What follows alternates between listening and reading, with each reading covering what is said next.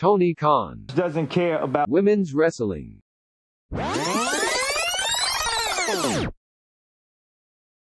Sometimes I'll be watching a women's match on Dynamite and I realize, damn, it's evident AEW doesn't care about the women's division, so why should I? If you've realized, on this channel, I rarely ever talk about women's wrestling.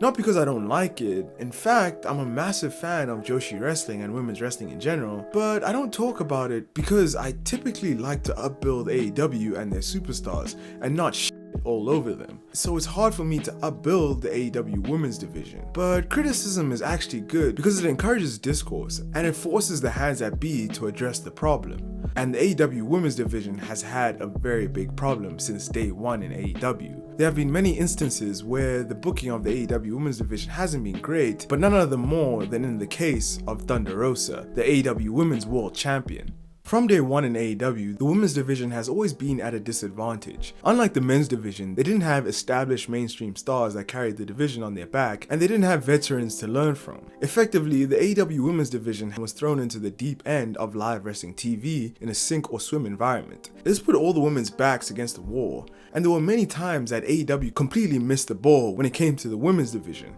The Nightmare Collective is an example of this.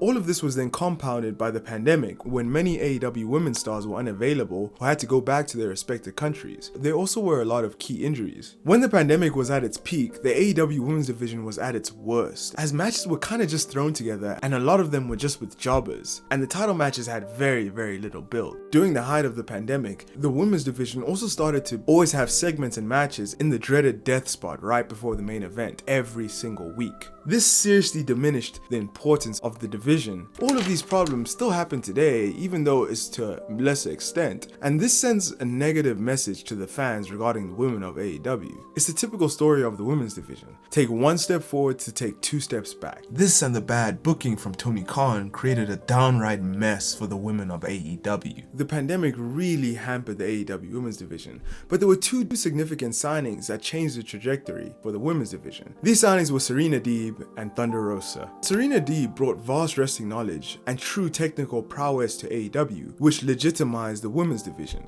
I actually interviewed Serena Deeb not too long ago and asked her many questions about her time in AEW and in WWE, so go check that out if you haven't. Thunder Rosa brought a breath of fresh air, and she brought an air of intensity and authenticity to AEW that we hadn't really seen. She entered into a feud with the emerging superstar Britt Baker, and her second match with Britt was one of the greatest women's matches of all time in the West. It was one of the greatest purely for what it stood for. In the West, it was a common sentiment that women couldn't be hardcore, but Thunder Rosa and Britt proved this to be false and put on an excellent and memorable match. Britt Baker even went on to become the AEW Women's World Champion after this match. Even though Thunder Rosa didn't get her true comeuppance and was largely overshadowed in the aftermath of this match by Britt Baker, Thunder Rosa challenged Britt Baker for the AEW Women's World Championship in the first ever women's steel cage match in AEW history. And this match was brutal and bloody and amazing, with Thunder Rosa picking up the win and becoming the new AEW Women's World Champion in her home state of Texas, with tears flowing over her bloodied face. At this moment in time, it seemed like the women's division was in Thunder Rosa's hands, and that she had all the momentum and steam in the world. It seemed like she was about to go on a legendary run with the championship, but things turned out very differently from how everyone thought it was going to be. After she won the AEW Women's World Championship, Thunder Rosa basically disappeared from TV, like a ghost. We might as well call her Danny Phantom.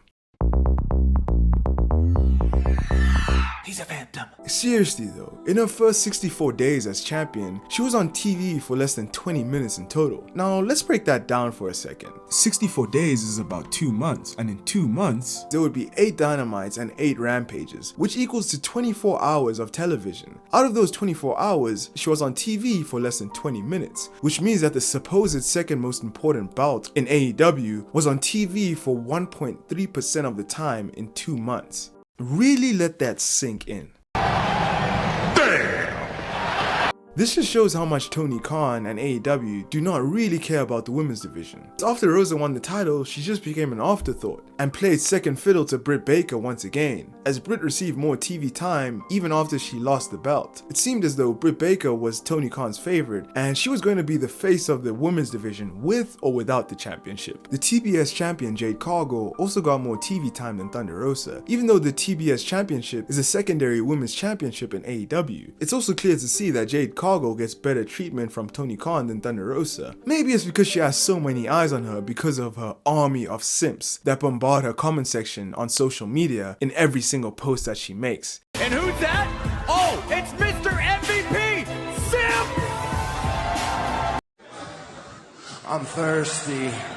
Thunder Rosa also does get a fair share of criticism though, with many people saying that her promo skills are not up to par, which is a fair argument. But even though her promo ability is not the best, it doesn't mean that she should be booked so terribly as the women's champion. How can fans be expected to care for the women's champion and the championship when it's barely featured on TV? The first defense that Thunder Rosa made was against Nyla Rose at AEW's Battle of the Belts 2, and this was an okay match. She then started feuding with Serena Deeb, and this feud was very lackluster, considering that they didn't get a lot of TV time to build up the story. She defended the AEW Women's World Championship successfully against Serena Deeb in a very well received match at AEW's Double or Nothing 2022, which once again shows her ability to excel when given the chance. Before this match, the Uvalde shooting happened in Texas, and Thunder Rosa announced that she was going to put her ring gear up for auction after the match so that the proceedings can be donated to the victims of the Uvalde incident. This was very thoughtful, but she didn't even get invited to do the AEW post-pay-per-view media scrum to promote her cause. And on the AEW Dynamite straight after Double or Nothing, she didn't even feature on the show and there was no mention of her name or the match that had just happened. It was reported that all of this left Thunder Rosa feeling disrespected and frustrated, and rightfully so. It's actually astounding the amount of disrespect that she's received as the women's champion. This clearly affected her and leaked into her performances in AEW. This showed in her next title defense against Marina Shafir, where Thunder Rosa was accused of sandbagging. Sandbagging is when a wrestler being lifted intentionally shifts their weight to feel heavier in order to make the other wrestler appear weak or clumsy. These accusations were then amplified by Marina Shafir and Dr. Britt Baker, liking tweets on Twitter that chastised Thunder Rosa for sandbagging and for being unprofessional. Thunder Rosa and Marina Shafir squashed this beef not too long after this match, but there's a saying that states, where there's smoke, there's fire. This is reminiscent of the time where Thunder Rosa was accused of not giving her back to Jade Cargill so that she could land safe chair shots, and also of the time that she was involved in a sort of shoot with Ivelisse, who has since been fired.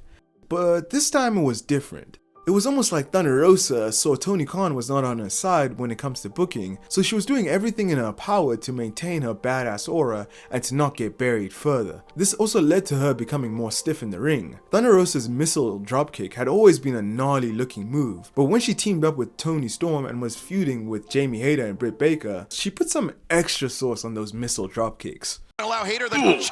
Oh, God! Oh, my God! It was reported that all of this animosity on screen was actually real.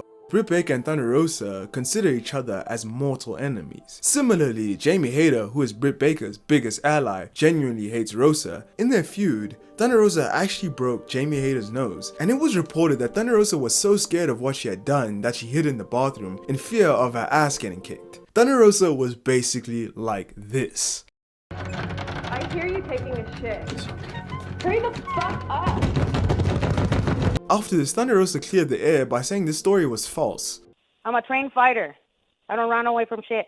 But on the same interview, she did not address her real life beef with Britt Baker and Jamie Hayter. So it's safe to say that this beef is probably genuine. This might be true so much so that when Thunder Rosa announced that she had to step down from being the AEW Women's World Champion due to an injury in her back, reports came out that claimed that this wasn't the actual reason for her stepping down as AEW Women's World Champion. She was actually stepping down because she had way too much backstage heat in AEW, and it was an attempt to cool that heat off.